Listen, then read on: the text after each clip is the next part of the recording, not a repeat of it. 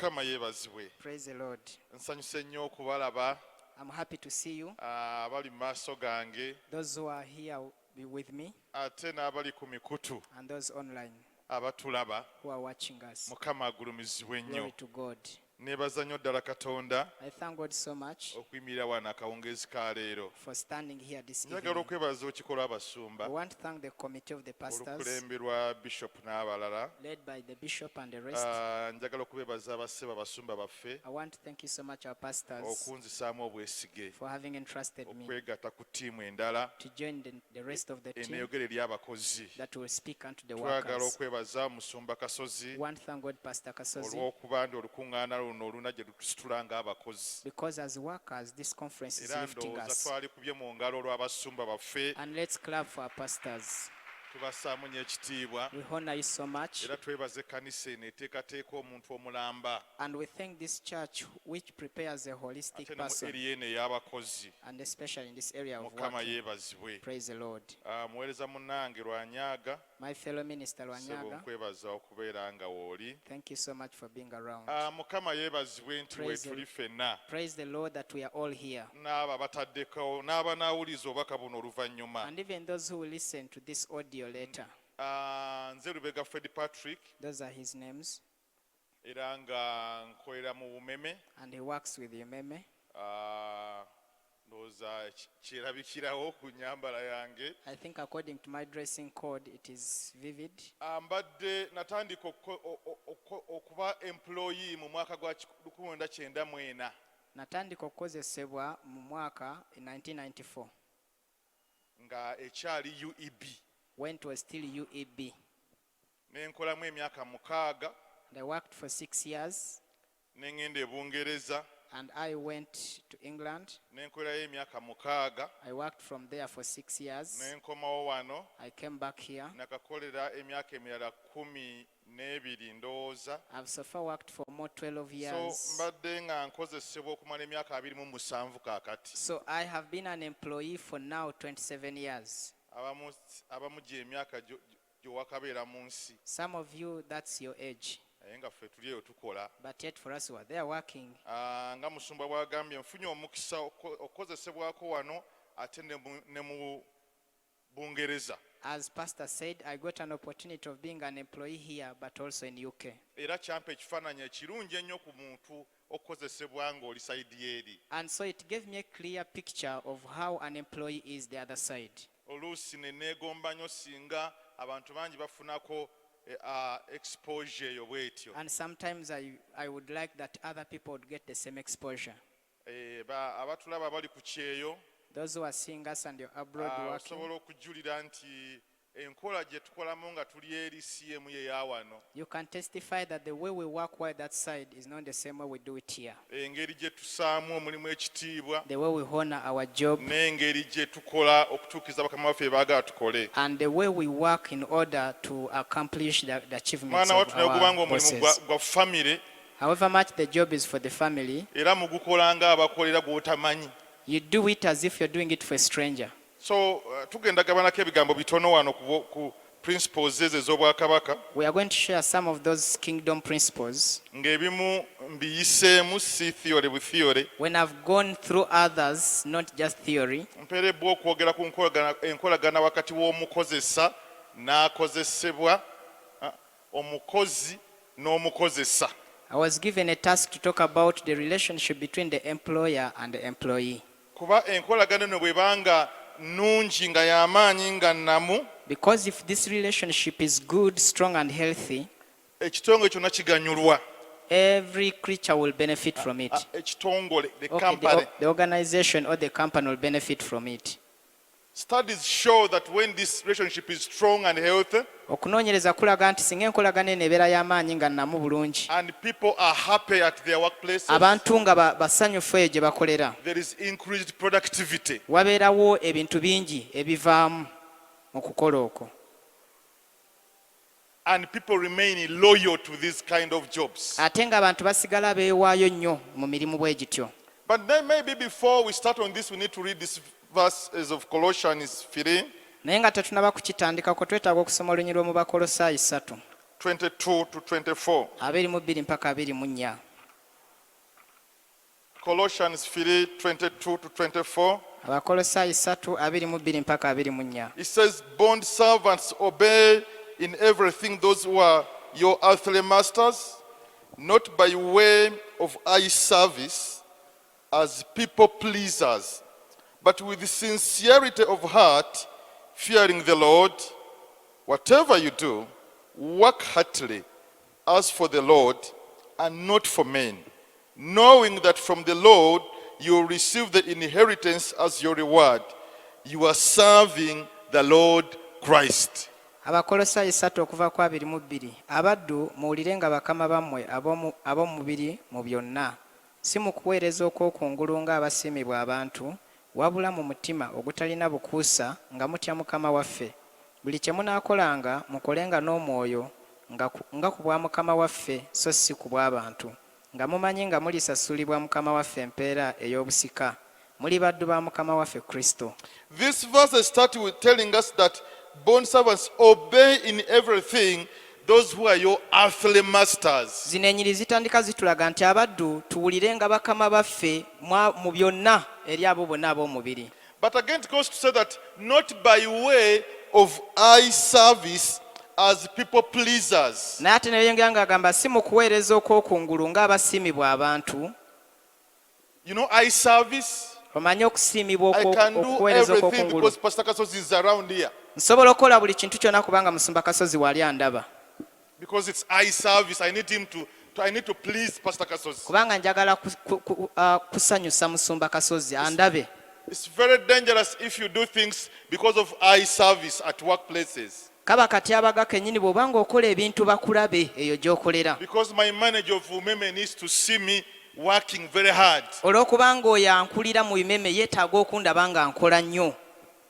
So when he's not around, Kati bw'abanga taliiwo, I can be on my WhatsApp. nsobola okubeera ku WhatsApp yange, I can be chatting to a friend. nsobola okuba nga namukwano gwange gwenyumya naye, But the moment he comes in, naye kasita I ayingiramu rush back bw'ati to my computer. ne nzirayo mangu ku kompyuta yange ne That's what ntandika they call okukola. eye service, people pleaser. Ekyo kye bayita okuweereza okw'okungulu ng'osanyusa busanyusa bantu. Remember, these are spiritual laws. Jjukira gano mateeka ga They mwoyo, will later affect you. lijja kukosa mu bbanga The eriddako. manager may not see me, Oyo akukulira ayinza but obutaakulaba, these are laws here that they will affect you definitely. naye ng'ate wano kimanyikiddwa nti bijja He kukosa. says, but you work with sincerity of heart. Timukole awatali bukuusa, Sincerity of heart. nga tolina bukuusa Omulimu bwonna. gwonna gwe bakuwa okukola, Every work you're given to do, okukola n'omutima oguli sincere. do it with a sincere heart. Oba tuguvune tutya ogwo oguli sincere. Omutima ogwewereyo ddala, musumba webale. Ogwewereyo ddala. That sincere heart. Si kubanga oli andaba manager. Not because the manager is Naye nga watching me, neewaddeyo oba wali oba taliiwo nze nkola. but because I've committed myself to do so, Bwe however mbeera much they may be absent. Mu mudaala gw'omuntu wali e Nakasero. If I'm at a stall, a Nkola nga person's stall, neewereddeyo ddala. I work with sincerity. Bwe mba nga ndi nansi, If I'm a nurse nga ndi mu kiriniki, and I'm in a clinic oba ndi mu ddwaliro, or I'm in a hospital, engeri gye nkwata abasawo nga dokita waali, the way I handle patients in the presence of the doctor y'emu ne gye mbakwatamu nga taliiwo. should be the same way I handle them in his absence. Omutima oguli sincere. That sincere heart. Ndowooza mwali mubirabyeko. I think I've ever seen this. N'ogenda mu ddwaliro. You go to a hospital. Lumu bwe bali bagenda okunnongoosa wano, dokita yabakambuwalira nnyo nnyo. One time when I was going to be operated my hand, the doctor was so furious with them. Kubanga bannansi baali bakola ebintu mu ngeri enkyamu. Because the nurses were doing things in a wrong way. Kati olw'okuba bali bamanyi dokita taliiwo, Now, because they knew that the doctor was not around, senior surgeon yali akwira operation, the senior surgeon who was the head of the operation, n'ajja n'abasanga he came and found them. ng'embeera ze batadde mu theatre mwe banongooseza nzibu nnyo, When the situations that created in the theater were so bad, esi ziri waggulu nnyo, the ACs were very far on n'ebintu top, ebirenge gye babikozeemu, and the way they had done their things. naye baamulaba batandika okubikola amangu But obulungi. when they saw him, they began to put right everything. Kati bw'obanga oli gwe bakozesanga ebintu ebikola kubanga waliwo, Now, if you are an employee, but you do things because there is someone who's present, waliwo omukisa gw'ogenda osubwa there is an opportunity you're going to miss out okuva eri Katonda. that comes from God, the blessing. batugambye nti tukole nga tumanyi nti tetuweereza bano bantu naye tukolera Katonda. They have told us that let us work knowing that we are not serving people but we are serving God. Ng'oli eyo mu nnyumba ng'otuulira nga okolera Omuwarabu. If you're there in a certain house and you're hearing us and you're working for an Arab Oli Kadaama nga batera okubayita. and you are Kadam as they usually call you, Manya nti sikolera Muwarabu ono. just know that I'm not working for this Waliwo Arab Mukama man. wange mulala. No, there is another master Era that I y'alaba have buli kimu. and he sees everything. Tuli ku nkolagana kati w'abakozi n'abakozesa baabwe. We are talking about the employer-employee relationship. Ate nga ne bano abatukozesa And also these who are employing us, bwe nga batuyisizza bulungi. if they have not treated us well, Bwe baba batuyisizza if bulungi. they have treated us well, Waliwo emiganyulo egirimu. there are benefits in there. Abantu babeera tebavaava ku mirimu. People will always not be quitting the job. You retain those loyal employees. Osigaza abakozi abo abeewaayo. Era ffe mu Umeme And for us in Umeme, bw'oba manager if you're a manager, bakulabira ne ku bantu engeri gye basigala nga tebavuddevudde mu Umeme. they even look at the way employees are retained in the organization. Waliwo ne survey gye bakola okulaba abantu bameka bava mu Umeme. There is even a survey that is made to see how many employees always leave. Kuba kirina kye kyogera ku company. Because there is it speaks something about the company. Bwe baba nga abantu bayisibwa bulungi, If people are treated well, wabeerawo okusigaza abantu abo abakozi abalungi. you always retain those loyal employees. Ekyokubiri, The second, there are fewer workplace conflicts. wabeerawo obutakkiriziganya butono. Tukendeeza ku bintu bya conflict tuzite tutya. Obutakwatagana. Gundi ali gundi ne gundi ali ajene ebyo. Obukuubagano. Tumba tukoze bulungi olwaleero. Manyi ffe tuli bavunuzi soka tweyamba. Obukuubagano bukendeera. Those conflicts are reduced Bw'abanga enkolagana eyo if nnungi. that relationship is good. So naawe akozesa abantu. Likewise, you who's using people, Okulaba nga enkolagana eno y'amaanyi, eri strong and healthy. make sure that this relationship between you and your employees is Okendeeza healthy obukuubagano obwo and bubeerawo. reduce on those conflicts. Ekirala wabeerawo increased productivity. Then another thing, there is always increased Bye productivity. tukola byeyongerako. The things we do always increase. Obudde bwe twalimalidde mu kubukuubagano buno The time we would have spent in conflicts, tubumala mu biki bye tukola. we use it in doing what we are meant to do. Ekyera the reputation ya company tugira engeri abantu gye balabamu ekitongole ekyo nayo erina engeri gyekyuka. Even the way people perceive that our company also changes. So enkolagana erina okuba nga nnungi nga y'amaanyi nga nnamu So that relationship is meant to be healthy and strong wakati w'abano abakozi between these employees n'abatukozesa. and then our employers. Naye njagala owulire na kino. But I also want you to listen to this. Katonda bwe yatusindika mu nsi That when God was bringing us to the earth, yatuteekamu obusobozi He put in us ability, obw'enjawulo. different abilities. Kati waliwo enjawulo wakati w'emirimu gye tukola n'obusobozi Katonda bwe yatuteekamu. There is a difference between the job you are doing and the actual ability that is in you. So job and work are different things. So job and work bintu bya njawulo. Ojja kyusa mu Luganda kubanga tugenda kibeerako.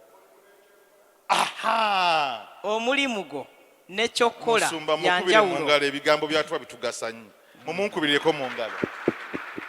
Omulimu The job n'ekyokukola and what you and the work, bibiri bya njawulo. the two are different. Abasinga ku ffe Most of us, amaanyi gaffe gali ku mirimu. our efforts are invested in jobs.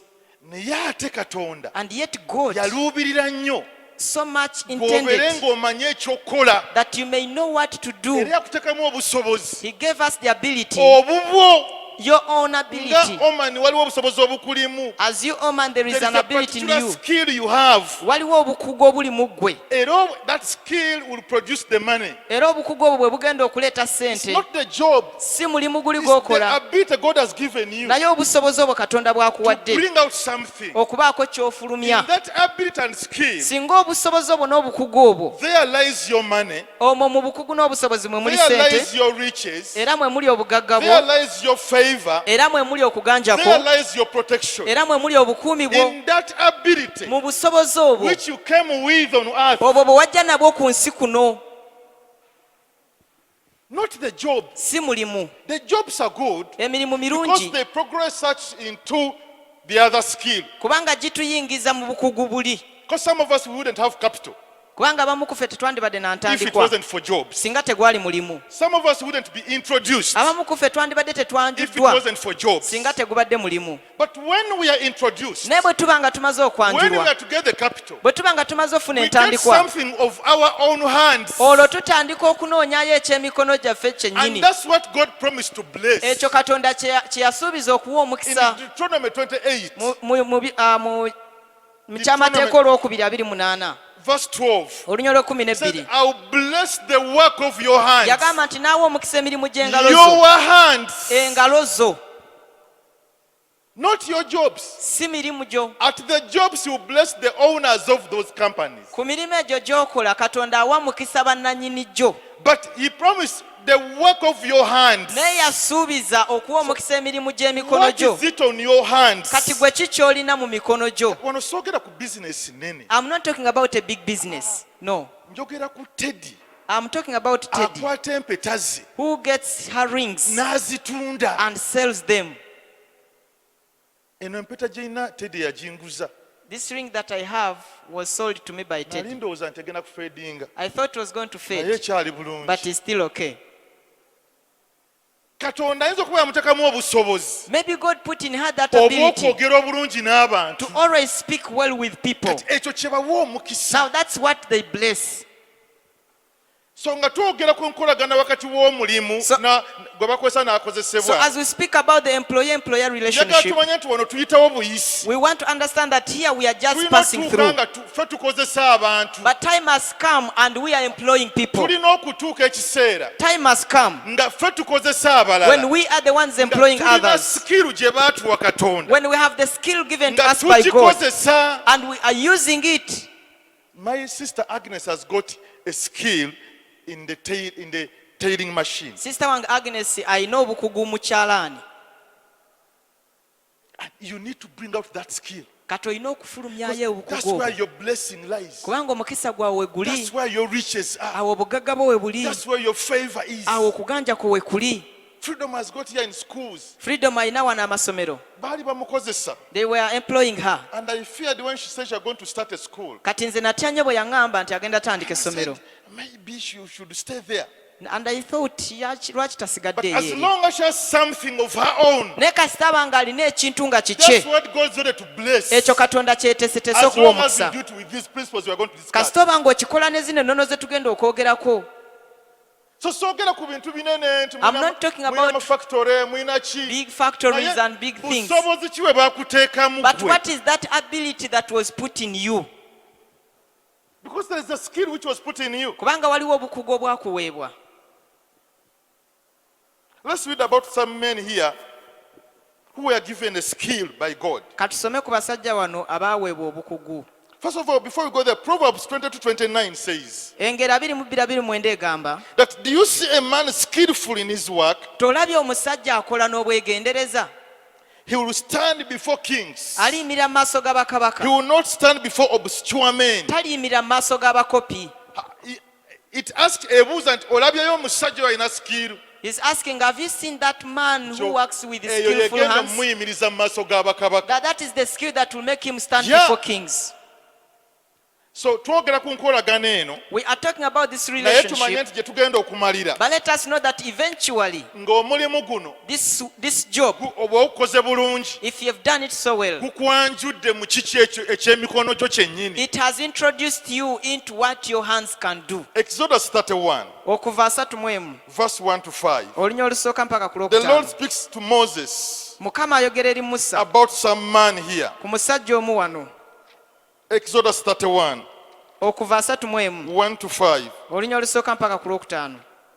Says the Lord said, I don't know. The Lord said to Moses, see, I've called by name Bezalel the son of Uri, Mukama n'agamba Musa nti, laba mpisa erinnya Bezaleeri omwana wa Uli, son of Hugh of the tribe of Judah, omwana wa Kuuli ow'omu kika kya Yuda, and I filled him with the Spirit of God, era mujjuzizza omwoyo gwa Katonda, with ability and intelligence, mu magezi ne mu kutegeera, with knowledge and all craftsmanship. ne mu kumanya ne mu buli ngeri ya kukola. Mukama agamba nzijuzizza omusajja ono n'ebintu bino God is saying that I have filled up this man with these things mu kumanya n'okutegeera, in knowledge and to understanding. devise artistic designs. Okulowooza emirimu egy'amagezi. Gano amagezi gava wa Katonda. This wisdom came from God. To work in gold, silver and bronze, Okukola ne zaabu ne feeza n'ekikomo. in cutting stones for setting, Ne mu kusala amayinja ag'okussaamu. and in carving wood, Ne mu kwola emiti. to work in every craft. Okukola mu buli ngeri ya Mukama kukola. agamba nti ono mujjuzizzaamu amagezi g'ebintu God ebyo. is saying that I have filled this man with the Bwe wisdom for bw'omulaba such things. ng'asala amayinja, So even as he's cutting stones, tagasala busazi ng'omwana w'omuntu gwe yayiga. he does not do it just like the Mukama experience agamba of the Son of Man. namujjuzzaamu amagezi God ago. is saying that I filled him with that wisdom. And behold, I've appointed with him Oholiab, Nange laba nteeseewo wamu naye Okoliyaabu, the son of Ahisamach, omwana wa of Ekisamaki, the tribe of Dan, ow'omu kika kya and Ddaani. I've given to him all Ebemon ability, Ne mu mitima gyabwe bonna abalina emitima egy'amagezi ngitaddemu, that they may make all that I have commanded you. bakole byonna bye nkulagidde. Agamba nti eyo mu nsi ntaddeyo bano abasajja mu kusala amayinja bagasala naye nze nabawa obusobozi obwo. He's saying that I have placed men in the earth.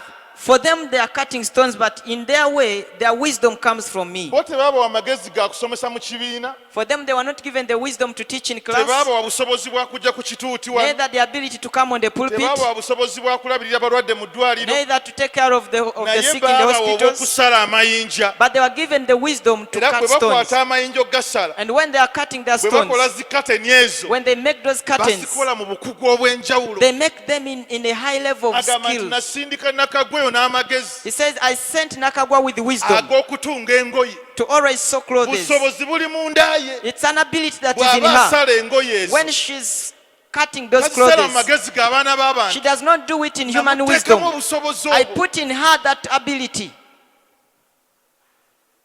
And he was telling Moses, Era yali agamba Musa, have you ever bothered to find out the skill in you? wali ofubyeyo nnyo okunoonya obukugu obwo obuli mu ggwe. I know you are doing different jobs, Manyi ng'okola emirimu but have egy'enjawulo. you ever bothered to find out the skill in you? Naye wali ofuddeyo okuzuula ekyo ekitone The ekiri mu ggwe. God-given ability in you. Obwo obusobozi obwakuweebwa Katonda. Kubanga awo watudde obugagga bw'abantu. Because that's where riches of people are dwelling. Manyi ngenda kwogera ku by'emirimu kati. I know I'm going to talk about work. Naye okusukkamuko ku mirimu gino gye tukola. But beyond the jobs that we do, By the way, abantu batono nnyo abagaggawalira mu employees. there are very few people who get rich because they are employees. Tandika okutambuza amaaso go mu employees b'omanyi. Begin to move your eyes around the employees that you know. Batono nnyo. They are very few. Bw'aba employee, If he's an aba employee, alina n'ebintu bye ebirala by'akola. then he has other side businesses. Nga ndi mu umeme, I mean, umeme, ng'ate tulina bizinesi y'abagole awaka. but we have a bridal business at home. Naye oli agamba nti nze ndi ku mulimu gwe nkola. But this one who says, for me, I'm focused on Nga my y'omu job. ku bagagga ba Uganda. And he's one of the rich men in Uganda. Ojja munoonya oyinza okulabayo batono nnyo. You may look for them and find very few of them. Lwaki? Why? Ekyama kirimu okubaako emirimu gy'otandika egigyo. The mystery is in you beginning your own work. Okukola kutuyamba oluusi okufuna ssente ezikola ebintu bino. Working sometimes helps us to get the capital to Naye start these twambuke things. nnyo waggulu w'okuba employed. But let's be beyond just being Tunoonye employees obusobozi obuli mu ffe. and look for that ability in us. Kiyinza okuba nga kijja kwetaagisa It may necessitate you okufunayo emitwalo 3. to get 30,000, Omwana atandika omudaala gwa capati wali. that a young man may begin a chapati stall there. Oba omuntu atandika okusiika ebinyeebwa. Or someone begins frying peanuts. Kuba Katonda watadde omukisa. Because that's where God has Agamba placed the nti, I blessing. will bless the work of your hand. He says, naawe omukisa emirimu gy'engalo Waliwo zo. omukyala mukwano gwaffe I have a woman who's our ali friend. Jinja. She's in Jinja. She's an accountant, Naye nga mubalirizi wa bitabo. stroke auditor. Accountant stroke auditor. Accountant stroke auditor. Akolera Jinja company eri awo ku Main Street awo. She works from Jinja in a company that is near the Naye main Mukama street. yamugamba But one day I told her nti obusobozi bwe nkutaddemu. that the ability I've put in you, Omukyala mulokole. she's a born again. Obusobozi bwe nkutaddemu. God told her that the ability I've given you, Genda musuubule amenvu. go and trade and purchase sweet bananas. Amenvu. Gano aga sukaali ndiizi. Sukali ndizi. amenvu gano si bogoya, amenvu gano butono. those small ones. Obusobozi bwe nkutaddemu. He told her that the ability I've given you, Genda otandika osubula amenvu. go and begin to purchase them. Kati omukyala n'akigabanako nebba. So the woman shared it with her husband. Banaaga nti ekisoboka. The husband said, no, that's impossible. Mukyala we nga bakusanga oli mu byamenvu. How can they find my wife selling sweet bananas? Accountant. An accountant. Mukama n'akonfaminga nti obusobozi obukulimu bwebwo. God continued to ascertain that that's the ability in you. Subula amenvu. Go and purchase sweet Ne bananas. batusabira. And we prayed for it. Omukyala n'agamba kankitandike. And the woman said, let me begin it. Omwami n'agamba sikiriimu. And the husband said, I'm out of it. Sinaba kibeeramu. I'm not yet involved. N'asubula eggaali bbiri. And so he bought 2 bicycles. Ng'ate si yagatunda omukyala. Yet she was not the one selling Yali them. agawa supermarket emu. She would give them to one supermarket. Oli n'amugamba wa supermarket nga wayiseewo omwezi gumu. And the owner of the supermarket told her after 1 month Yongerako. that increase on the Abantu babuuza nnyo amenvu nga gaweddewo. because people always come and ask for sweet bananas when they are over. Bwayitira emyezi ng'esatu. After about 3 months, Omwami naye n'akijjamu. the man also got involved. Kati wenjogerera. As I speak now, Nabaddeyo mwezi guno gwa February nga gutandika. I was there at the beginning of Feb. January we twagendera mu kulonda nali nabo. In Omukyala January, n'aŋŋamba. the woman told me Asubula pick up 2 mu wiiki. that she always buys 2 pickups in a week. Azijjayo ku nnyanja. She gets them from the lake. Era mu n'ab'ennyanja bali gy'asubula baamugamba. That even where she gets them from, Amenvu ogatunda they wagano. told her, where do you sell these sweet bananas? Pick up 2. 2 pickups. Pick up egasomba. The pickup that brings them. Omwami kati yaleeta ssente. Now it's the man who brings the N'amaze money. okumanya nti kino ekintu kisukka ku mulimu. So the husband has come to realize that this Eri is beyond the gy'ali mu job. accountant ku Main Street. She is still there in her Naye profession as an agamba. accountant. But she says Yabadde ng'amba nti ssente zaafuna eri. that the money she was getting the other side, Akuma just kitiibwa nti ndi accountant wano. she's just keeping that honor that I'm an accountant here. Baweredde abaana ne baganda baabwe kuyita mu menvu gano. They have paid school fees for their children and their brothers. Baawe embika ennyumba naki mu menvu gano. They have got a house from these sweet bananas. Obusobozi bungi bwe tulina. We have various Naye abilities. n'okubuzuula obuzuuzi nakyo kirala. But even just discovering them is another thing. Nze kati Mukama alina bye yaŋŋamba nti abavuma eriyo ebintu bino. Now there's something that God told me that above Imeme there are these other things Era here. mbigobako. And I'm pursuing them.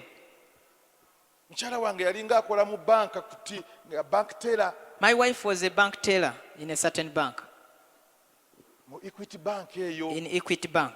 Yasooka n'anoonya emirimu ne gimubula. She first looked for jobs and she failed to get. Opportunity bank. Then she got that job in the Opportunity Bank.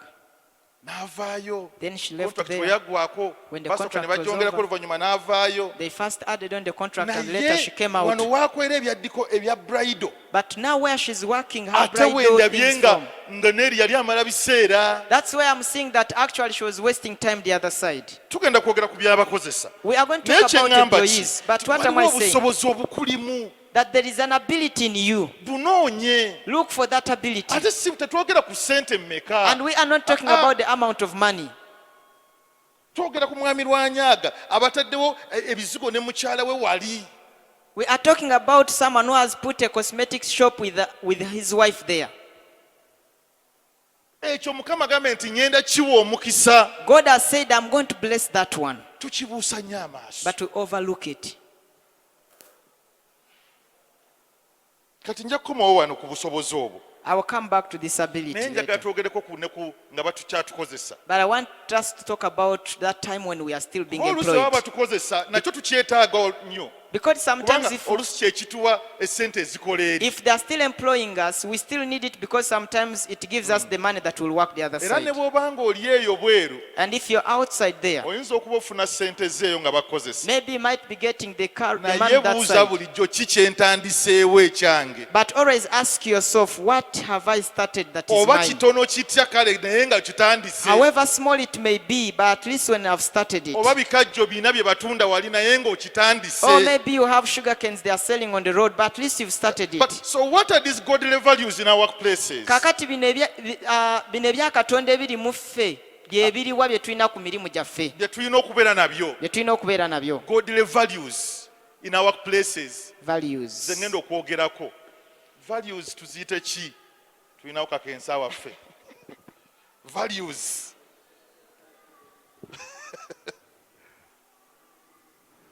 Value kya Luganda mukitegeera bulungi?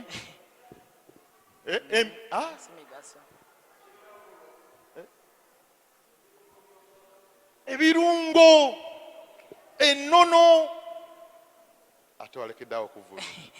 Birungo ki bye tulina okuba nabyo nga tukozesebwa abantu? Which values are we supposed to have as people are employing us? Abamu ku ffe, Because after getting abamu ku ffe, some of us, olw'okuba tetulina birungo bino, because we don't have these values, tulemeddwa okufuna mu mirimu gino. we have failed to profit from these Ne businesses, tutatuuka ku kiri kye from these ŋŋambye. jobs, and we failed to achieve what I've talked about. Labbaani yakozesebwa emyaka 2 Laban was employed for 20 years, ng'akolera kojjaawe. and he was working for his Naye uncle. Labbaani okusobola okuvayo n'ebisibo ng'amaliriza. But in order for Laban to come out with, Yakobo okuvaayo nga alina ebisibo bye, in order for Jacob to come out with his own flock, yalina okubeera n'ennono zino. he had to have these principles and Otherwise values. yalivudde wa Labbaani ng'avuddeyo buggo. Singa tekyali bwe kityo, he would have come with only a stick. Abamu ku ffe tuvuddeyo nga tetulina kintu mu ngalo ku mirimu, Some of us have come from our jobs empty-handed kubanga tetulina birungo because we bino. don't have these values. Number 1, Ekisooka, being honest. okubeera Honest. omwenkanya, Ndowooza w'amazima wa kinaatukolera nnyo. ow'amazima. Nga tuli mu mirimu gino tubeere ab'amazima. Let us be honest while doing these jobs. And let's write 2 Kings 12, 13 to 15. Bassekabaka ekyokubiri 12, 13 mpaka 15. What about Somera?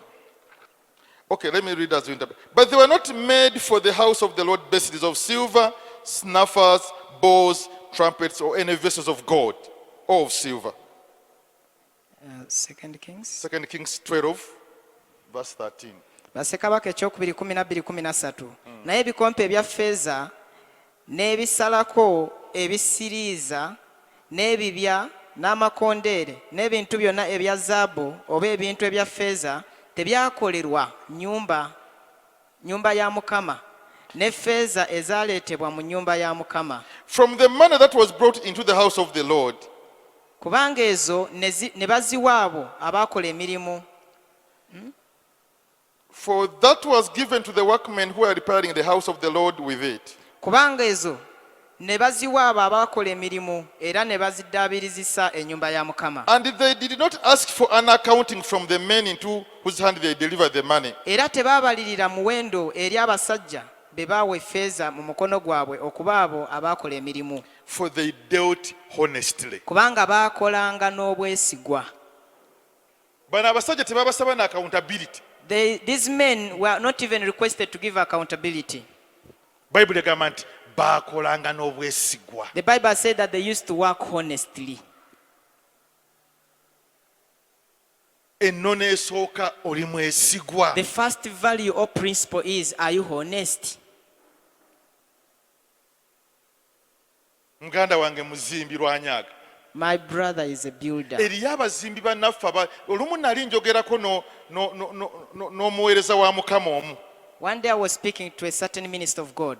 Nga nina omuzimbi gwe nali mu recommendingira. There is a builder I was recommending for him, Omuzimbi mulokole. and the builder was a born Ate again. nali mu recommendingira pastor. And I was recommending him to a pastor. So no muveeko. Not this one, leave him alone. Oli pastor n'aŋŋamba. Then the other pastor told him, Mumanyi namukozesa. I know him, I've ever employed him, Naye enkola ye. but his ways. Nanga nti yakwata ssente yabala omulimu. He told me that he calculated the amount for the work, Ssente n'enzimuwa. and I gave him the money, N'azikozesa zonna. and he used all of it, Ez'obukozi. the money, N'atandika okuzimbira ono omusumba. and he began to build for this pastor. Nga ssente yazimalawo. After he had completed all his Nga labor, abaana tebalina ssente zabasasula. and he had no money to pay for his children, for these ones, Bano the potters. abaana batandika okukubira omusumba ssente Then the potters began to call the boss, nti mukama waffe nga tuli bubi onoosasula ddi. our master, we are bad off, when will you pay Ono us? yabagamba nga tulinde omusumba bw'anaabasasudde. And yet this one was telling them that wait until the pastor pays us.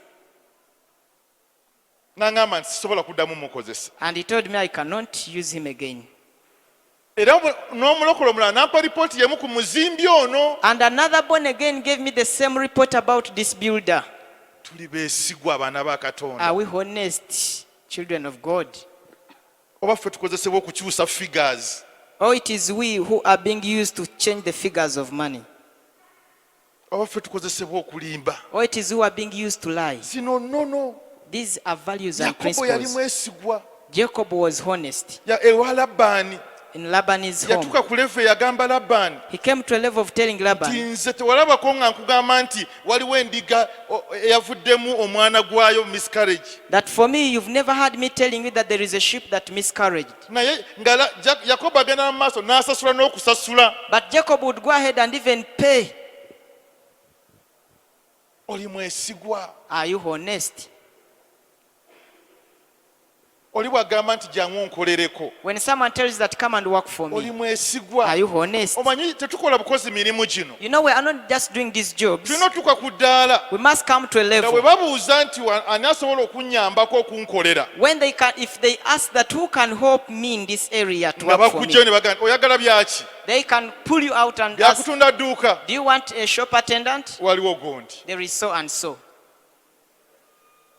Ekyo baakiŋŋamba nti tokoleranga bukolezi mulimu. They told me that long ago that don't just work for the Naye kola sake otuke of ku the job, kiseera. but work until you come to a level Nga bwe babuuza nti ani mu by'okutunda edduuka? that if they can ask who is good at Ani mu attending to a shop, by'okuzimba? who is good in Ani building, mu by'okutunga engoye? who is good in sewing Nga clothes, bagamba nti oli. they can say the other one. Bw'olituuka awo When you come to that ojja kuba level, okoze you will amazima. have really done honestly. Era bwe nakimanya And when I came to ne understand ntambulira mu that, bwesigwa and I walked in honest mu mazima. and in truth. Mu mmeeme eyo gye nkolera ebikemo bingi. In Umeme, where I work from, there are many temptations. Ebikemo bingi. There are many temptations. Ate waliwo ekifo kye nalinga nkolamu nga metalinga engineer. And there is a position I was in as a metalling engineer. Ng'ebikemo bingi. And there were so many temptations. Ng'ate tewali andaba. And yet no one is watching me. Ng'ate sisitimu yanguzi nnyo. And yet the system is Nti so corrupt n'abanneetolodde bansubira okuba nti nina kukola ekyo. that even those around me expect me to be corrupt.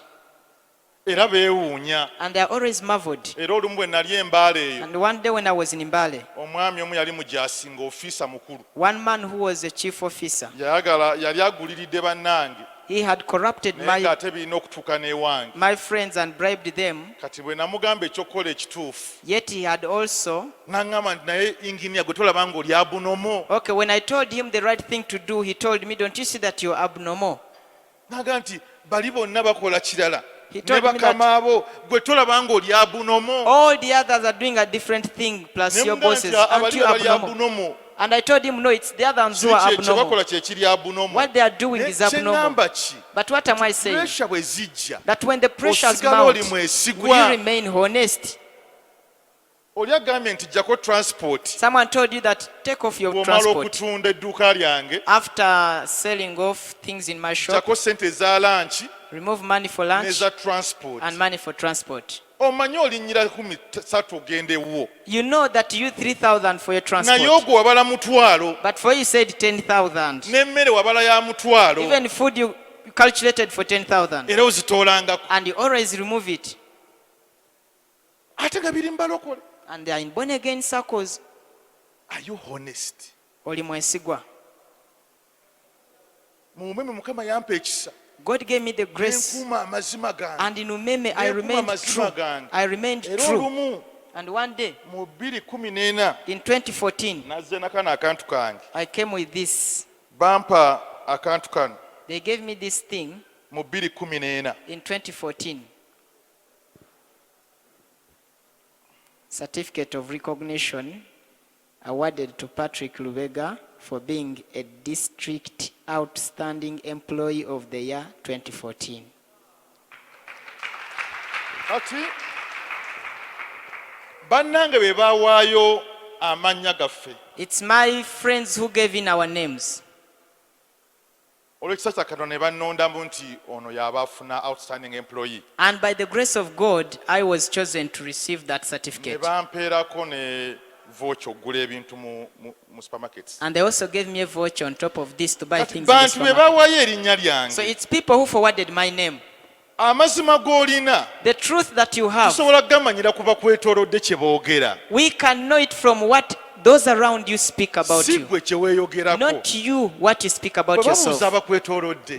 When they ask Nti your omuntu oyo company enkola ye y'amazima. that how is that person's way of working, Naddala nga tuli baana ba Katonda. especially if we are children of God. Wadde gw'okolera si mulokole. However much the person you're working for is not a born again. Number 2, Ekyokubiri,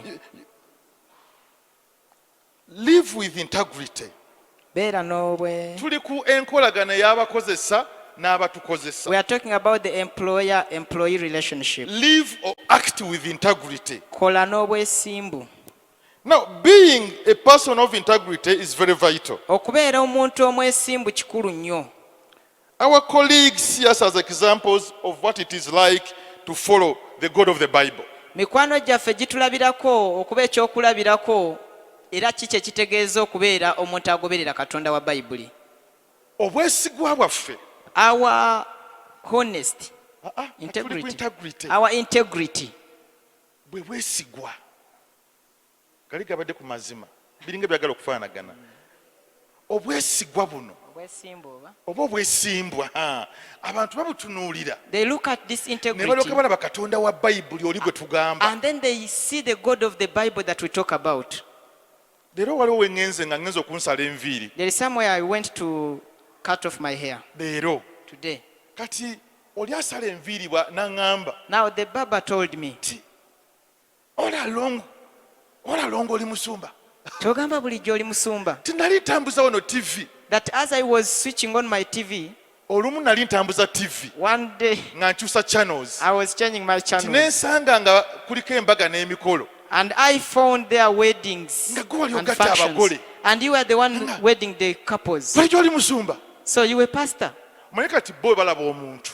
You know, for them they say person. Bamala ne bala. Kati tebeeza singa bye nali nkolerawo, bye nnyumya nabo, bye nkola nabyo, tebiraga Kristo. Now just imagine if the things I was doing in that place, the things I was speaking were not reflecting Christ. Taka nakyewuunya nnyo. So I was so marveled also. Nembeera ku program paka lwe baamaliriza. And I was on the program till the end. Abantu basomba Katonda wa Bayibuli okuva ku ffe. People read the God of the Bible from Kye us. tukolera eyo. Where we work from, Waliwo obwesimbu. is there integrity? Obwesimbu busukako ku ky'essente. Integrity is more than money. Ne mu neeyisa. Even in your discipline and character.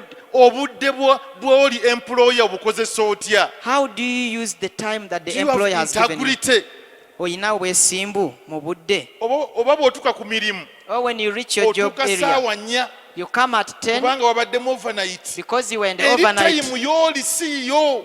That time is for your employer, Akugambye not nti yours. ntundiraako wano okuva ku ssaawa 2 He has told you that help me from paka 8 ssaawa 11. up to 5 in the evening. Bw'ogenda 5. Then for you go at Kubanga oli 11 programu za kyaki. because you were handling Ne church Katonda programs. takyagala ekyo. No, God does not love Agamba ebya that. Siza mubiwe Siza. God says that render to Caesar what Nebyange belongs to him mubimpe. and also give me mine. Time eri ya employer. The other time is for the employer. Kimuwe nga bw'eri. Give it to him as it Are you is. having integrity in your time? Olina obwesimbu mu budde bwo.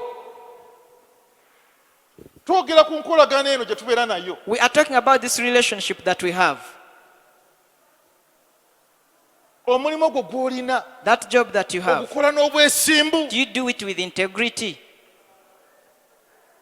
Tulaba Katonda We see God ng'ayogera ku Yobu speaking about Job mu Job chapter 2. in Job chapter 2. N'agamba nti ono omusajja mu chapter 1 asooka n'amugamba nti oyo omusajja wange. Musule Soka, he says, that is my man. In Job 1 verse 8. Job chapter 1 verse Have you 8. considered my servant Job, that there is none like him on the earth, a blameless and upright man who fears God and turns away from evil? Have you considered my servant Job? Mukama n'agamba Setaani nti olowoozezza ku muddu wange Yobu kubanga tewali amufaanana mu nsi, omusajja eyatuukirira era ow'amazima atya Katonda ne yeewala obubi. Ng'abaana ba Katonda, As children of do we God, have this integrity? tulina obwesimbu buno. balokole bangi abazze There are many born agains who have mu come ofiisi yange in my office. nga babaleese babbye amasannyalaze. Probably they have been stealing electricity. Omukyala omu yali Kawempe eyo. One woman was in Kawempe. Omanyi abaana bange olwokuba baali bamanyi nti ndi mulokole, kati nga abo abalokole babaleeta wange tebabadiringa nabo mu field baga nti tujja kutwala ewa mukama waffe. You know, those that I supervise know that I'm a born again. So when they get such born again Christians, they take them, Mba they ndi awo bring nga them to me. bamuleese omukyala. So as I was still there, they bring her. Bamusanze ataddemu buwaaya. They found her when she had fixed in Omukyala wires. n'agamba And the woman said, tingini ansaba kunsonyiwa. Engineer, I ask you to hope So to forgive me. bakyogeddeko mu kkanisa Yet they talked about it in church Sunday ewedde. last Sunday. Nende ngamba Mukama guno mulundi gwokka ngenda bujjamu But I said, obuwaaya. God, for this one more time only, then I will remove them. Naye laba abaana ne balyoka bansanga. But then your people found me. Are we acting with integrity? Ffe tukola n'obwesimbu. Basobola okujjuya ne bagamba nti oyo omulokole muleke ye. Can they testify and say, leave alone that born again? Mwaba abatunda ennyaanya. Among those who sell Oyo ye tomatoes, tateekamu nnyaanya nvundu. that one never puts in rotten tomatoes. Mu batunda amanda. Among those who Oyo sell ye charcoal, teyakubamu mu kalobo n'akubamu ebintu wansi. that one never put in things in that container they used to.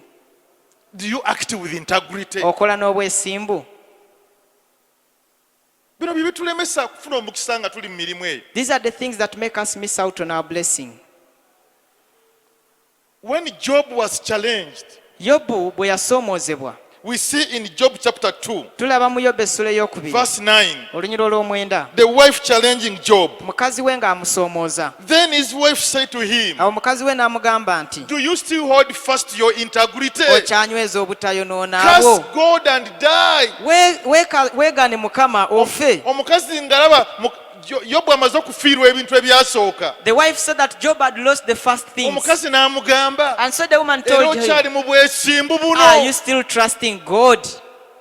Mukama mwegaana oba ofe ofe. Deny God. If you're to die, then die. But in verse 10, Naye mu lunyiro olw'ekkumi, the Bible says that Job did not sin with Bayibuli his, egamba nti Yobu n'atayonoona.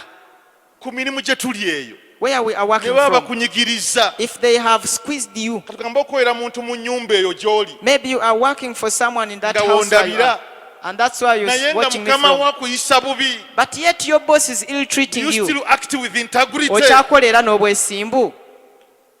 Oba ogamba nti nange bannaayo omusajja ono mubi nnyo nange kambiveeko. Or you say, now that my boss is so bad, let me also quit.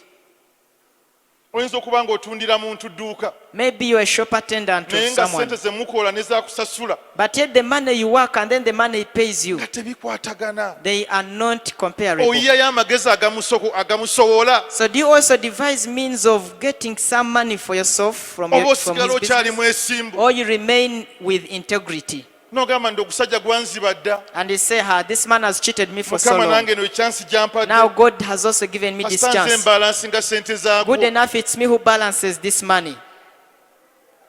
Masomero ng'ago Such schools, muwulira ebintu. you hear things Nti abaana bagenda kulambula. that the children are going for Abaana a ba tour. nassale. It's nursery pupils. Naye nga babasabye sente mmeka. But how Tour. much money have they asked for him?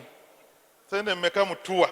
How much money to go for a tour? Ate ne bakitaga nti eri compulsory. And then they say it is Eno compulsory. tebiriiyo mu ssomero lya mwannyinazi. It is not there in Naye biri mu university masomero school. amalala g'abalokole. But they are in other people's schools and yet they are born Mwana wa again. nassale bamusaba emitwalo ena.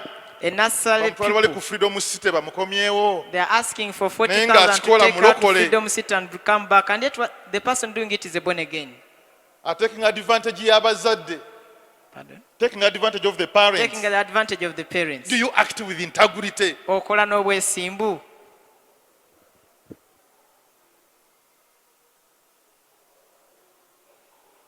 Oba omulokole alina furniture mat ng'eyo. A born again who has a furniture mat.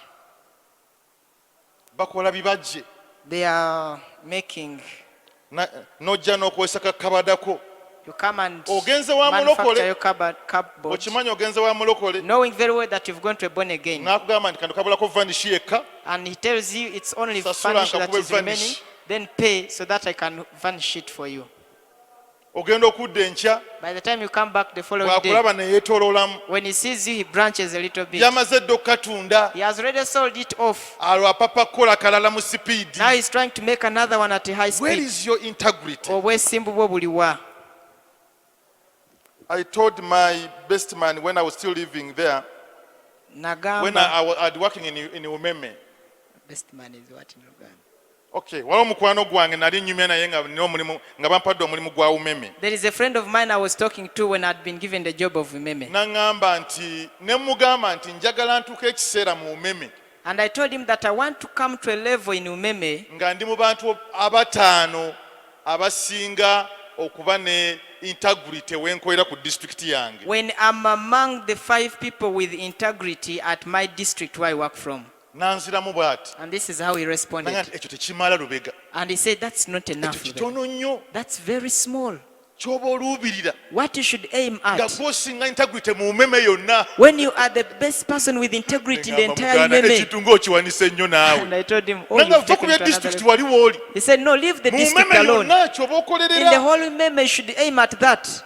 Nembirekera awo ng'olaba tekyayogera. Umeme erimu abakozi abawera 1,500. Umeme has about 1,500 Saawa employees. eno tuli 1,600. Right now, we are 1,600. Naye mu 2016 But in 2016 wa In 15 20, either 15 or 16, baalonda abantu abasinga okuba ne integrity they selected people who were had the most, ne who had baleeta integrity. nominations And they brought nominations okuva mu district zonna. from all districts. Kunjiri, Bujiri, Gulu, Gulu, Jinja. Jinja. Ne baleeta abantu bangi. They brought very many Nga buli people. bantu bawaayo omuntu waabwe gwe balina And all people were giving out their asinga person obwesimbu. who is Ne the best bagenda in nga integrity. bagenda bajjamu abantu. And they went on Ne selecting people. tumaliriza. And at the end of it, Twasigala abantu 3 mu Uganda yonna mu Umeme. we were only 3 people in the whole Uganda in Umeme. Zino records gye ziri nzoogera free kuba gye ziri mu Umeme. These records are there in Umeme. Ne tusigala 3. And we were only 3. Nze Me n'ekitongole ne department ya integrity yennyini ey'omu Umeme. and the very department of integrity in Umeme. N'omuntu omulala omu. And then another one person.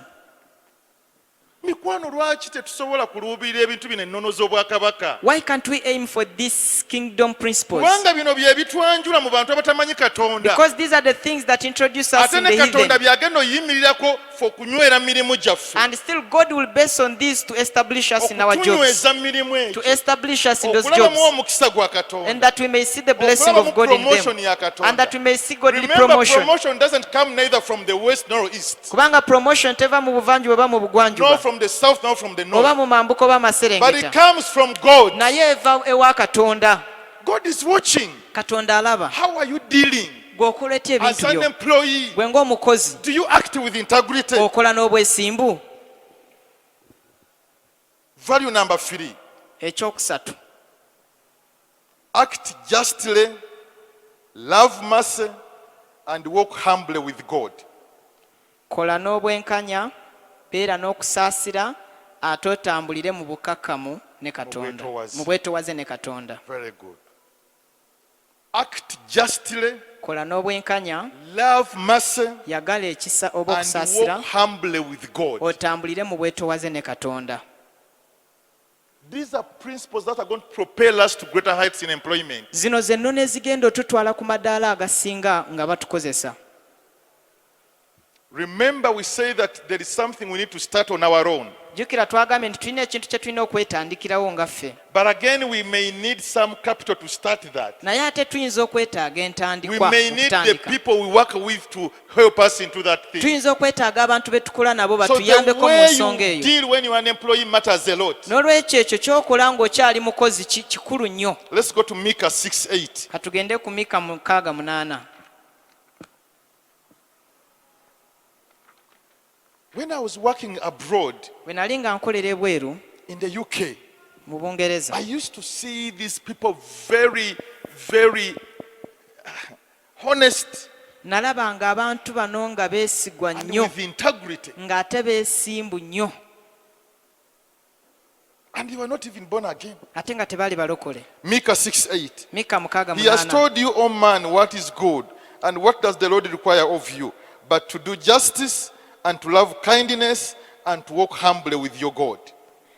akubuulidde gw'omuntu ekirungi bwe kiri era Mukama akusalira kiki wabula okukola eby'ensonga era okwagala ekisa era okutambula n'obuwombeefu ne Katonda wo. Do you work when you love mercy? Gwe bw'oba okola obeera oyagala okusaasira. Abalokole bangi betusanga mu mirimu There are many born agains that we find at their places of work, talina kusaasira kwonna mu and they mutima. have no mercy at all in They their are being hearts. employed somewhere. Olw'okuba bakukozesa. Ne balyoka batta ekifaananyi ky'oli yateekawo bizinesi eyo. And then they kill the image of the person who started the business. Omulokole talina mulimu, The born again has no job. yasoma busomesa bwa nansi, He studied nursing or teaching. agenza afunye omulimu awantu, He goes somewhere and he gets a job somewhere. talina kisa kyonna. But he has no mercy at all. N'alyoka agawa bakasitoma booli. Then he chases away the other person's Buli muntu customers. agamba nti nze sigenda mu kiriniki eyo ngenda mu eno. Everyone says, I'm not going to that clinic, I'm going to this one. Wamuteekawo ayogere ne bakasitomas. You put him there that he may speak to Naye engeri customers. gy'ayogera nabo, But the way he handles them, abantu bagenda bugenzi. people are just leaving and not coming back. Okola n'ekisa. Are you working with mercy?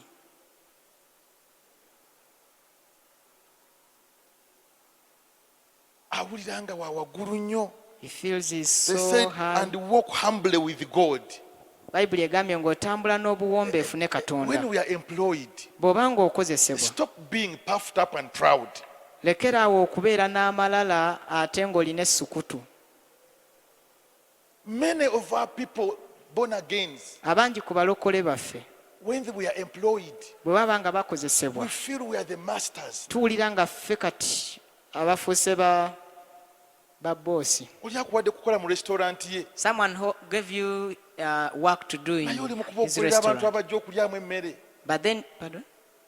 Oba oggolera abantu abazze okulya emmere. You're speaking badly to the people who Oli come to agambye eat. nti ndeetera menu, Someone said Oba that bring mulina to me ki? menu. Oh, what do you have? n'omusongera wali, And then you point somewhere, n'olinda akubuulire. and then you wait for him to tell you.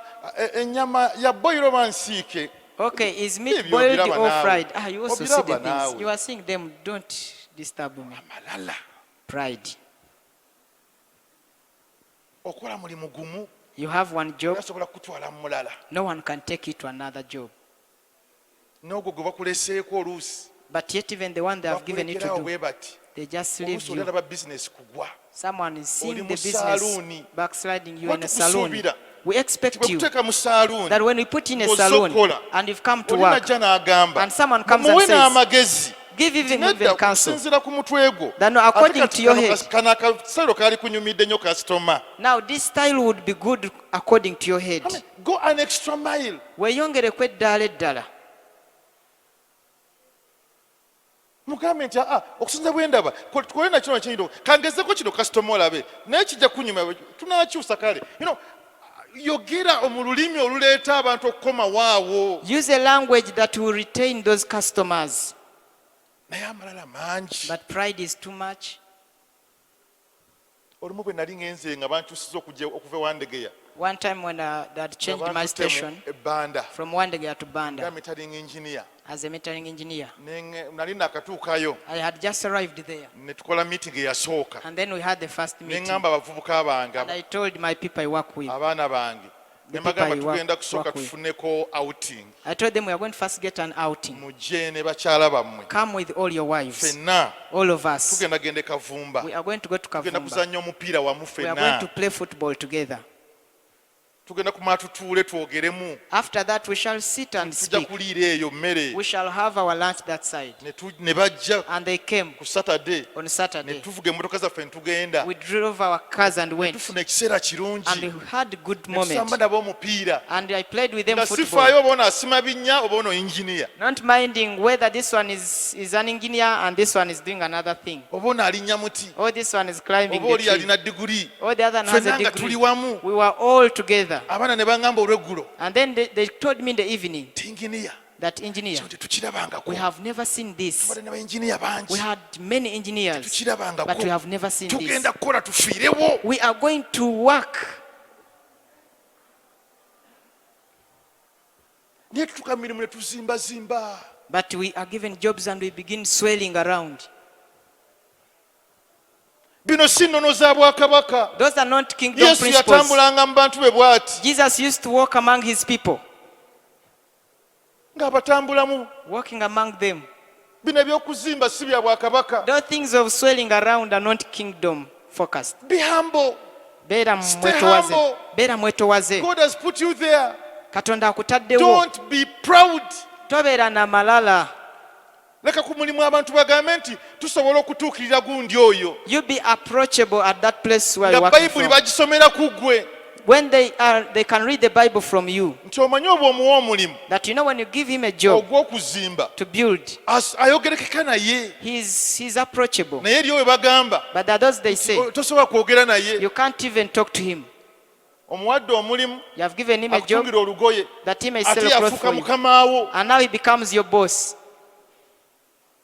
Ate nze mmanyi kyenjagala. And yet it's me who knows what Naye I ate want. ye oli yafuka mukama wange gwe ŋŋamba kyenjagala. But he became my boss, the one I tell what I want. When you are being employed, Bw'oba when ng'okozesebwa, you are having something to bw'oba do, ng'olina ky'olina stay ky'okola, humble. sigala ng'oli mwetowaze. Love with mercy. Yagala n'ekisa, Act with mercy. kola Because n'ekisa. these are principles of the kingdom. Kubanga zino ze nnono z'obwakabaka. I try as much as possible to be approachable in umeme. Ngezaako nnyo okuba nga ntuukibwako mu bimeme. Era kati ne mukyala wange And now even my wife, mu business Mukama in gy'atuwadde, the business that God has given I us, try to follow up that thing. ngezaako nnyo okulondoola ekintu Because ekyo. she has people she works with. Kubanga alina abantu b'akola nabo, Bakozesa. abantu b'akozesa. One time we had taken them somewhere to decorate. Olumu nayina we mbatutte nga we balina okutimba. And one of the boys Omu ku balenzi abo was arrogant to the other guy. yali ng'ayogera bubi n'abantu abo. I said, this is not applicable. Ne ŋŋamba kino And moreover, you tekikola. are born again. Ate ng'oli mulokole. You are not a boss here. Gwe toli boosi wano. Oli ye boss, oli yakuwadde omulimu. The other one who gave you the job is the boss. Abatimbi bangi. There are very many decorators. Asobola He okugendewo omulala. can go to another Yasaze person. wajja ewuwo. But he decided to come to you. Yogera naye bulungi. So speak with him well. Abalokole batuula mu mirimu nga balinga bakabaka. Some people, when they are sitting in their chairs, they are like kings. Yayaniriza abantu. He's the one who welcomes Oli people. najja ku tebo. But someone comes Ng'oba at ono the table. yayaniriza abagenyi. Maybe this is the receptionist. N'asigala ng'ali mu Bayibuli. But then she remains Kuba reading the bamusanze Bible. amaliriza chapter ye. Because they found her completing her chapter. Halo nyabo. Hello, Mama. Nkulaba nnindamu I katono. am seeing you, but wait for me. Kati bw'amaliriza chapter ye. Now, after the chapter, N'asooka agendawo ku short call. she first goes for a short call, N'alyoka akomawo. and then she comes back. Olinda ki? What are you waiting Oŋŋamba for? ki? What are you telling me? Kati ate ekyo Now- nannyini business takimanyi. The owner of the business is not aware Era of singa that. akimanya singa yakugoba dda. And should he know it, should have already chased you. Omuntu ayimirira atya mu maaso go How can someone stand before you, n'osigala ng'okola ky'okola. but you remain doing what you're Ne bw'oba doing? oli ku ssimu However much you on the phone, waakiri mulage at least show him ŋŋenda kwogera naawe just dakiika emu. that give me a minute, please. Let me first speak to this person. Customer excellence eri ludda wa? Okukwata obulungi bakasitoma kuli ludda wa? Ogenda okulaba nga business efa. Then you realize that the business is dying away. Malala. Pride.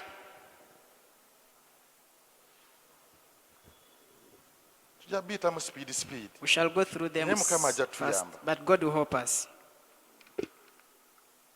There are categories of humility. Waliyo emitendera There's gy'obwetowaze. humility in the mind and the thoughts. Naye obwetowaze mu ndowooza. There is humility in the mind. Waliyo obwetowaze obuli mu There's birowoozo. humility in the words. Waliyo obwetowaze obuli mu And there's bigambo. humility in the actions. Ate ne wabeera n'obwetowaze obuli mu bikolwa.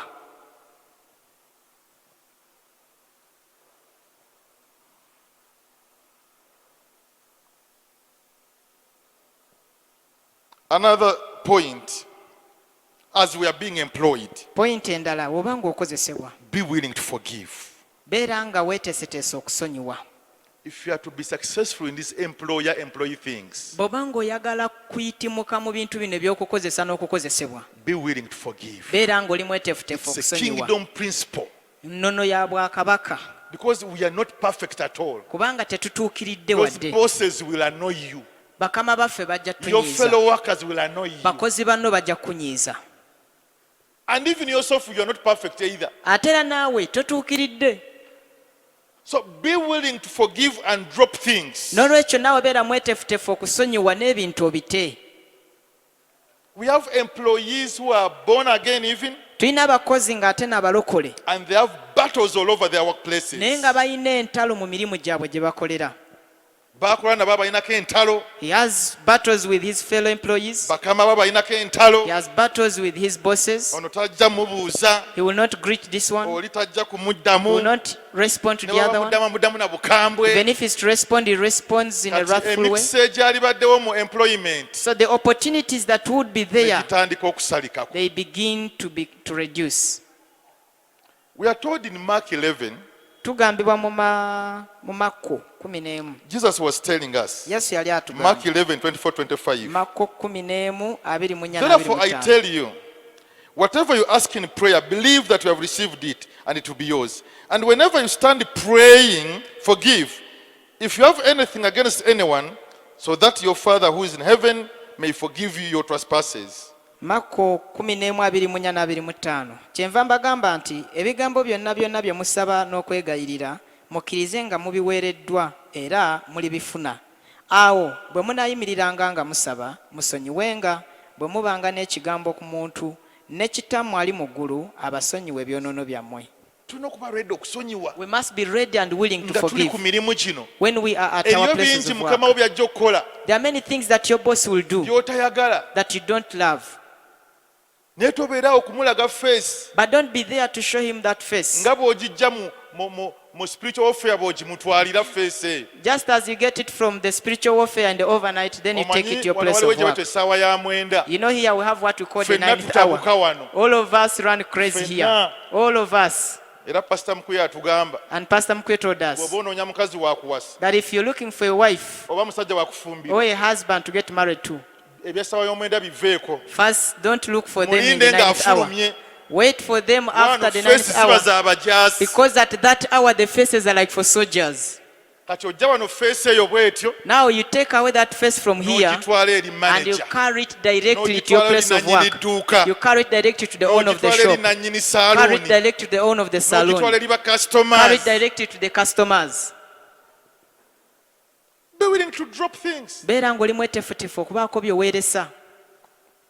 Point number 5. Ekyokutaano, When you are being employed, bw'oba or when you ng'okozesebwa are the employer yourself, oba nga ggwe akozesa, bear fruit. bala ebibala As per Galatians 5, ng'Abagalatiya 5 20 bw'atugamba to 23. 22 n'23. Bear fruit. Bala ebibala. Many of us here, Abasinga ku ffe we are wano losing jobs. tusuula Many emirimu of gyaffe. us, Abamu ku our ffe, businesses are going down abasinga ku ffe bizinesi zaffe because we zikkirira don't bear fruit kubanga tetubala at bibala our places. mu bifo byaffe gye tukolera.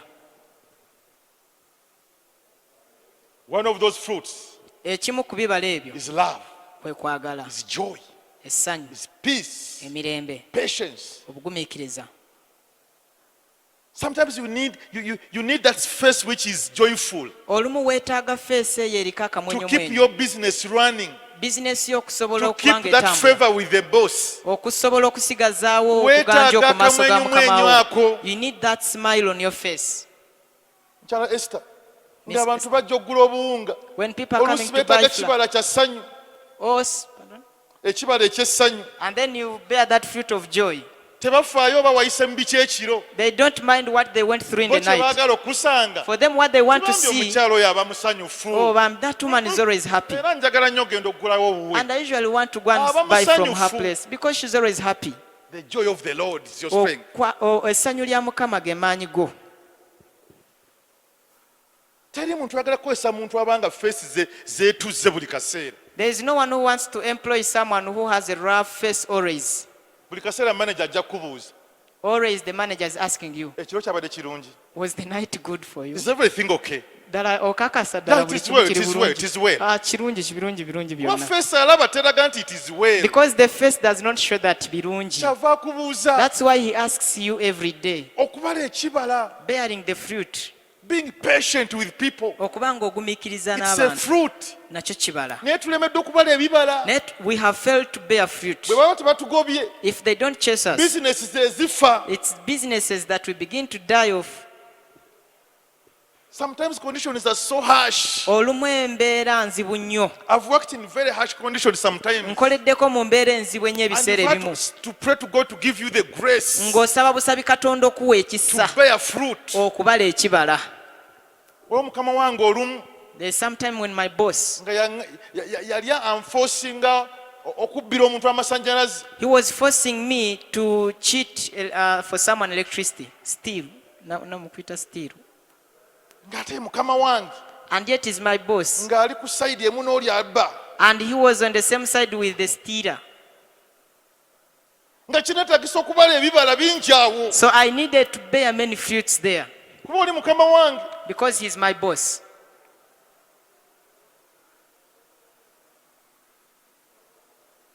Naye gye tukolera, But where we work from, do we bear fruit? tubala ebibala ebyo. Kindness. Obulungi.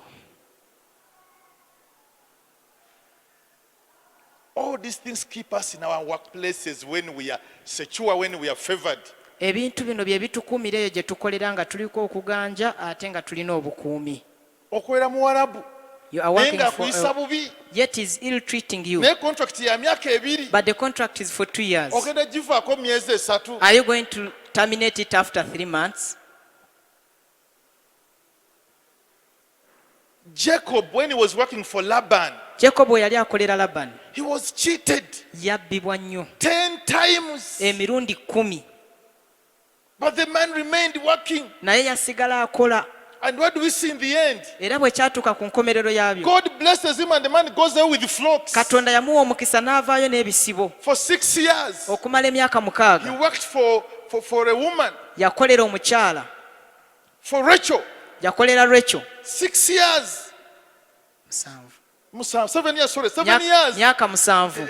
Jacob is working Yakobo ng'akola, for Rachel. ng'akolera Then Rachel. on the wedding night, Kati ate ku kiro eky'embaga, his employer, oyo yali amukozesa an uncle to him, nga ye yali kojjaawe, brings in another woman, n'amuleeteramu a omulala, sister. sister wooli, Kyali kyetagisa okubala ekibala nga it needed him to bear fruit, okusigala ng'okyakolera to Labani. remain working for Laban. N'amugamba nti gwe nkuwadde And he told him that the one I've given you, ono Leeya this Leah, ye mukulu w'ono. is the elder sister And of this one. ewaffe, And in our culture, omuto tafumbirwa ng'omukulu the young waayi. one cannot get married Kati before the emyaka older one. 6. So work for almost 7 Emyaka years. 7 hakimbuka kinemeddemu. Emyaka 7 gy'ono. So the 7 years are for this Naye nga one. lwaki tewakiŋŋambirawo? But why didn't you tell me that from the beginning? Wali olina okubala You ekibala. had to bear fruit. Yakobo n'agamba, And Jacob said, kale okay, kanyongere emirala 7. let me work for more 7 years, N'akolerera ono Rachel. working for Rachel. N'agikola. And he worked for them.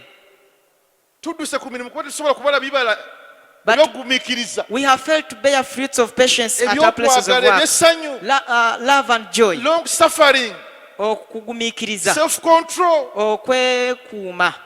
N'atuuka ekiseera And he came to a ne time bategeragana buto. and they again agreed afresh. Kati ogenda kukolera ki? Now what are you going to work for? Ngenda kukolera ente, Now I'm going to work for ngenda cattle. kukolera endiga I'm going to work for sheep oba embuzi or goats ez'abijagijagi that are spotted. n'ez'abitanga. And those that, Nti kale okay. Labani n'agamba ati soke And nkikiriza. Laban nagamba it's fine.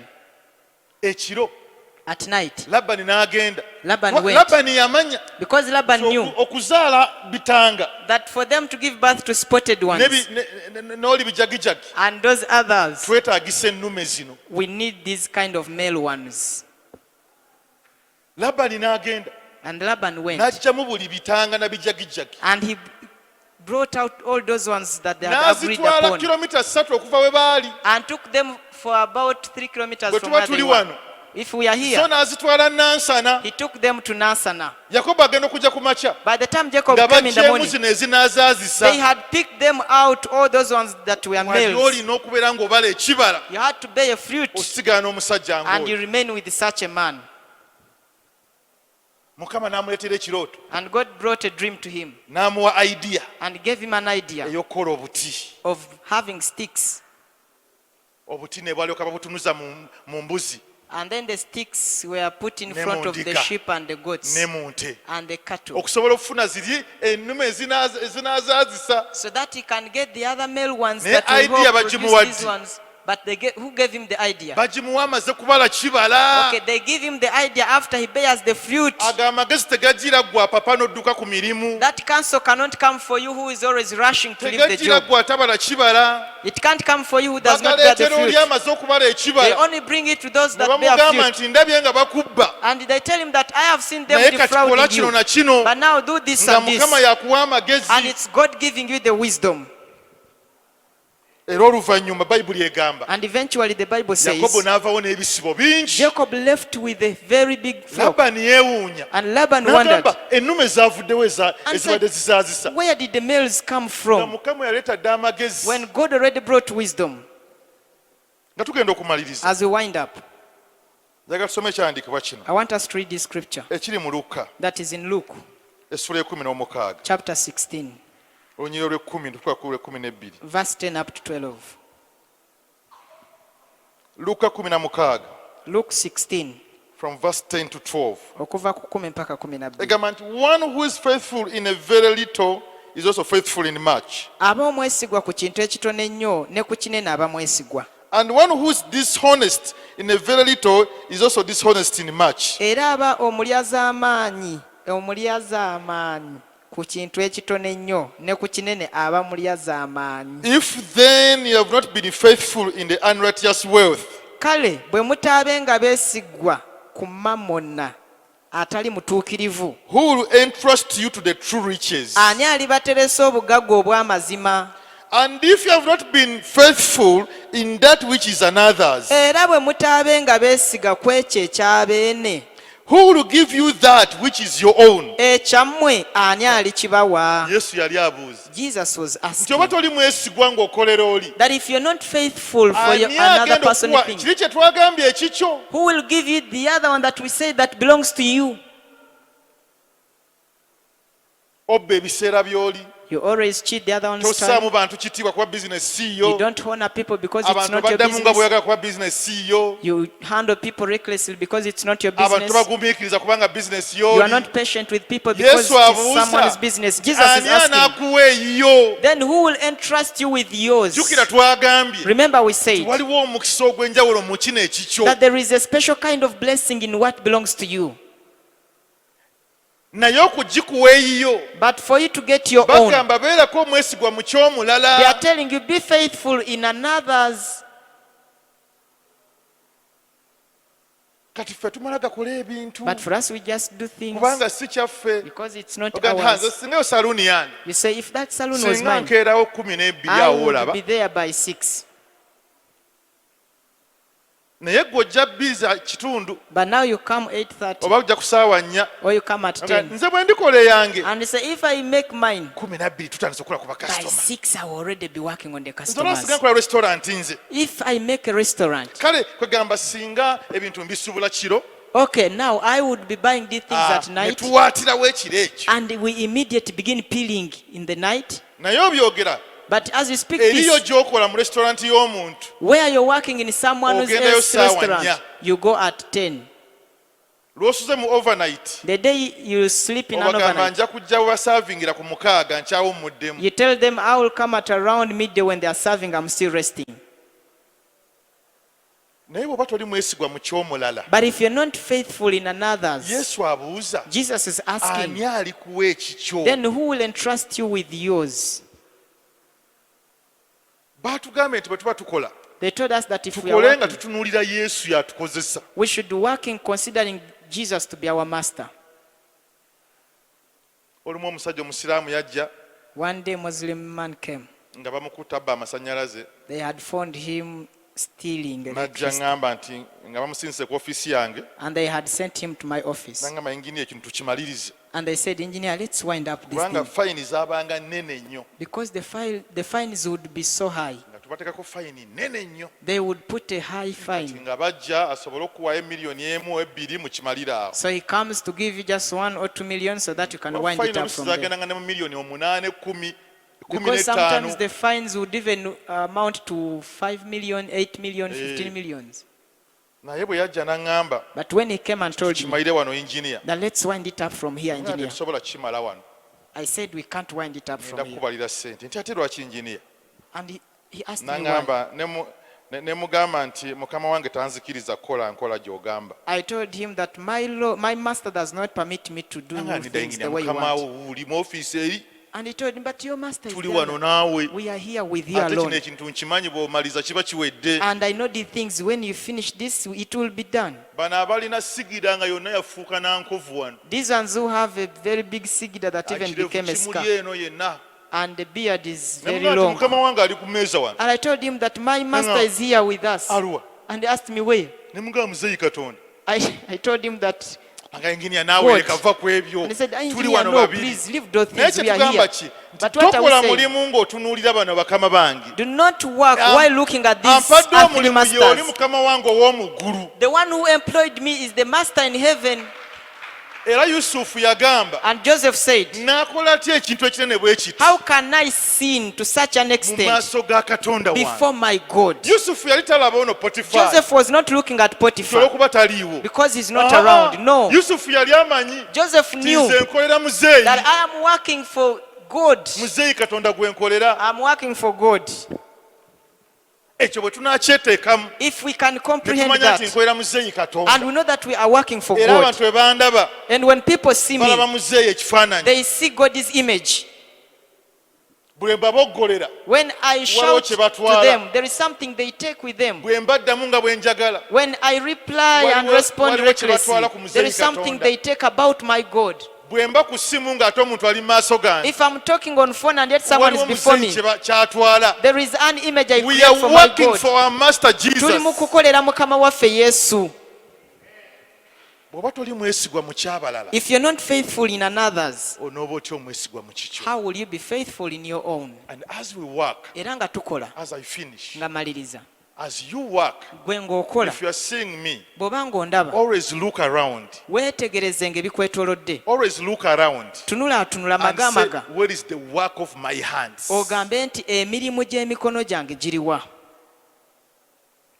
ne bw'oba nga gw'okolera ali mu kyaki eno However much the person who's employing is in church here, mukolere work for him, it's okay kirungi. naye gwa kiki ekirala kiruwa But you as an kiri individual, ekiki eky'emirimu gyo what is the other one that is yours? tekyetagisa kuba kinene It does not need to be big. No. kitandike kitono Let it start small, yakiwa omukisa but he will naye nga bless kya it. mikono But gyo when it is in your hands, awe tuweebuuse that's where we are missing. sometimes we remain employees all our lifetime Olumu ne tusigala nga tuli bakozi ebbanga lyonna. nobody gets rich from being employed Tewaliwo ayinza kugagga walala wa kukozesebwa kyokka. but we get employed from our own investments Naye tugaggawala olw'ebyo byaffe byennyininyini bye so twekoledde nga as you save 50,000 kati nga bw'osevinga emitwalo look 5, for what you can do with 50,000 which is yours noonyayo ekintu ky'oyinza okukozesa emitwalo egy'etaano naye nga kikyo.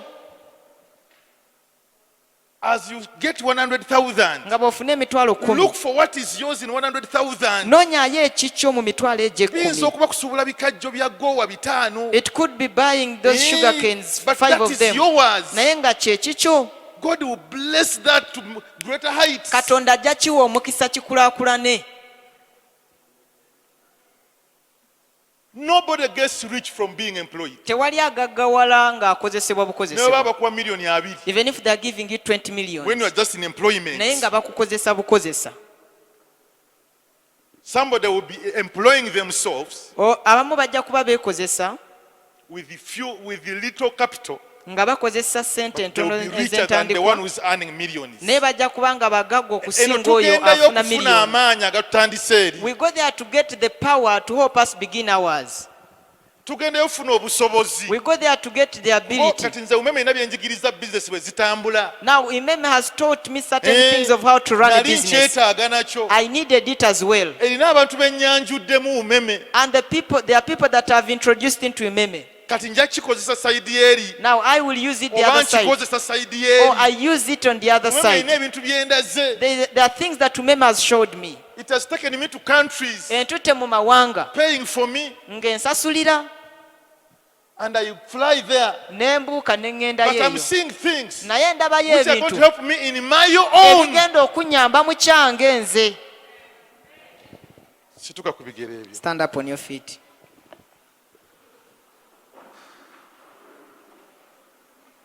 The Holy Spirit is very smart. Omwoyo omutukuvu mulungi nnyo. I know even as I speak these words, Manyi nga njogera ne bino. He's going to open your eyes. Agenda kuggulawo amaaso go. What can you do? Ki ekyo ky'osobola Or how okukola? to behave at the workplace. Oba engeri gy'oyinza okweyisaamu egy'okolera. As I speak these words, Nga njogera ebigambo the Holy bino. Spirit now will be speaking to you. Omwoyo omutukuvu kati What ajja is kuba that ayogera ability naawe. in you? Busobozi ki obwo buli mu What is ggwe? that skill in you? Era bukugu ki obwo buli mu ggwe? Hallelujah. Yesu mulungi. Haleluya, Yesu mulungi. Yesu mulungi. Mulungi Katonda waffe.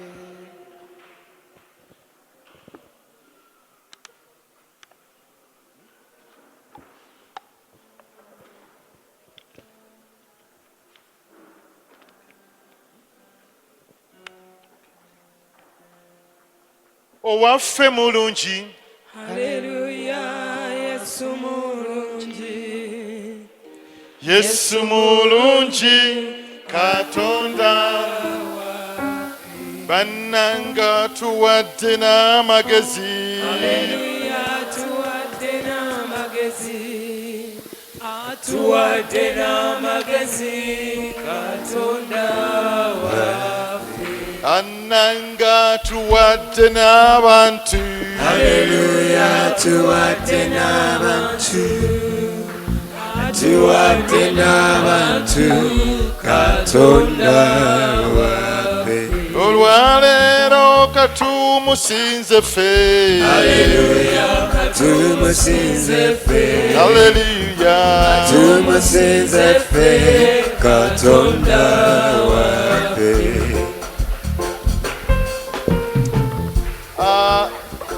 Mukama yeebazibwe.